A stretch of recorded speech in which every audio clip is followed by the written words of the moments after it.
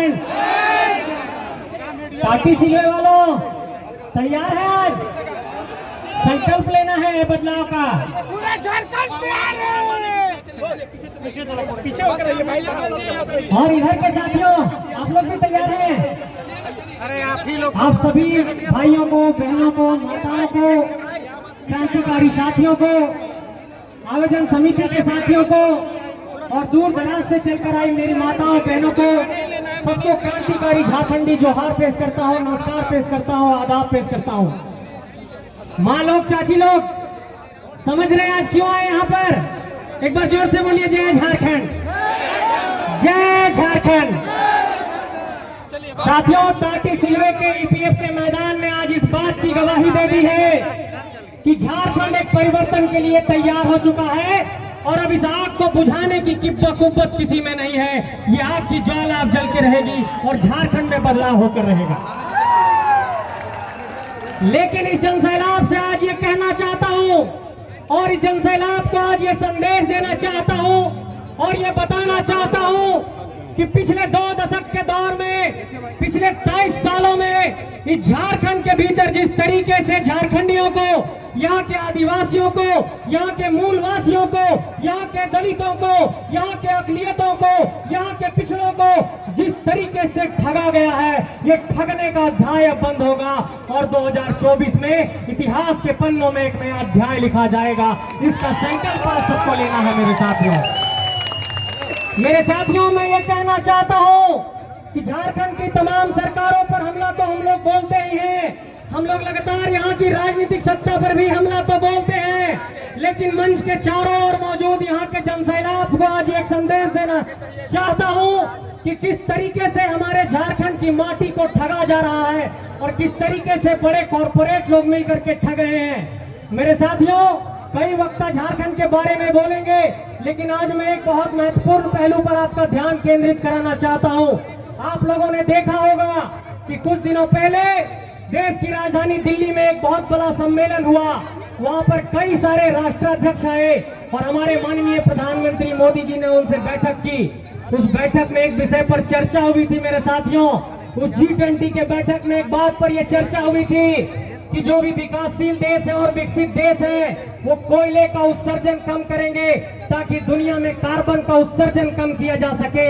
लेकिन मैं ये राजनीतिक सत्ता से और दिल्ली की सरकार से ये पूछना चाहता हूं कि जब वैश्विक मंच पर हमारे प्रधानमंत्री जाकर ये कहते हैं कि हम कार्बन का उत्सर्जन कम करना चाहते हैं, कोयले का उत्पादन कम करना चाहते हैं, तो यहाँ पर 41 कोल ब्लॉक का आवंटन जो देश में किया गया, जो बड़का गांव में किया गया, जो गोदलपुरा में किया गया, वो क्यों करते हैं? मुझे ये बताइए।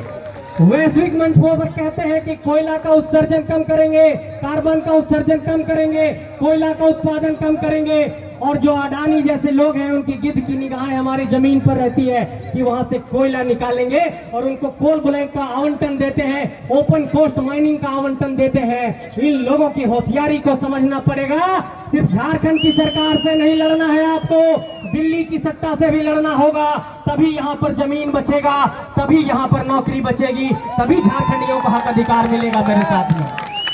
लेकिन ऐसा नहीं है। लोग कहते हैं कि कोई ए टीम है, कोई बी टीम है। इसी मंच से यह ऐलान करना चाहता हूं कि यहाँ पर जो अभी सत्ता में लोग बैठे हुए हैं, उस पार्टी को विनोद बाबू ने ही बनाया था और विनोद बाबू ने कहा था कि पढ़ो और लड़ो। हम लोग पढ़ते पढ़ते लड़ने के लिए आज ईपीएफ के मैदान तक पहुंच चुके हैं और इस राजनीतिक सत्ता को संदेश देना चाहते हैं, कांके रोड की सरकार को संदेश देना चाहते हैं, गुरुआ के सचिवालय को ये संदेश देना चाहते हैं कि झारखंड की राजधानी रांची इस बात के लिए उलगुलान कर रही है कि हमें स्थानीय नीति चाहिए, हमें नियोजन नीति चाहिए, झारखंड की नौकरी में झारखंडियों को प्राथमिकता चाहिए, नहीं तो ये आंदोलन की आग नहीं दबेगी।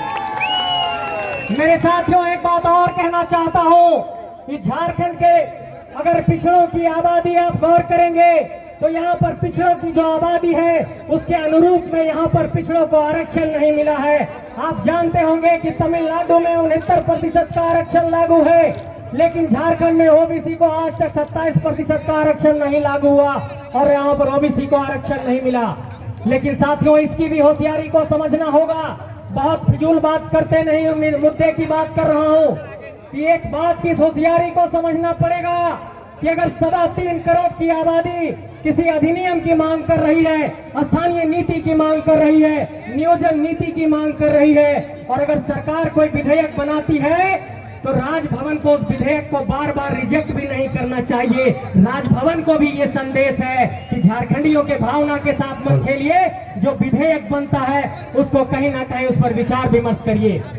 मेरे साथियों, ये भी कहना चाहता हूं कि अगर इस धरती के भीतर अगर उल गुलान की जब भी बात आएगी, और जो लोग भी ये कहते हैं कि ये नौजवान लोग राजनीति करने आ गए हैं, उनसे सीना ठोक कर कहिए कि हाँ, राजनीति करने आए हैं, क्योंकि तुमने हमारे माटी को छला है। अब ये छलने की परिपाटी बंद करेंगे और पहली पंक्ति में आकर आपको चुनौती देंगे। उन लोगों को चुनौती देना सीखिए मेरे साथियों। और जब तक ऐसे लोगों से आंख मिलाकर बात नहीं करेंगे, ये लोग इस माटी को लूटते रहेंगे। इसलिए जमीन बचाने की बात हो, नौकरी बचाने की बात हो, स्थानीय नीति बनाने की बात हो, नियोजन नीति बनाने की बात हो, झारखंड के 3rd और 4th ग्रेड के नौकरी में प्राथमिकता की बात हो, ये झारखंडियों के हक अधिकार की बात है। और तब तक मैं ये कहना चाहता हूं आप लोगों से कि लोग ये कहते हैं कि ये झारखंडी लोग नफरत फैला रहे हैं, लेकिन चारों बगल देखिए तिरंगा भी लगा हुआ है। इसका मतलब कि इस सार्वभौम संप्रभु सत्ता का जो प्रतीक हमारा तिरंगा है, इस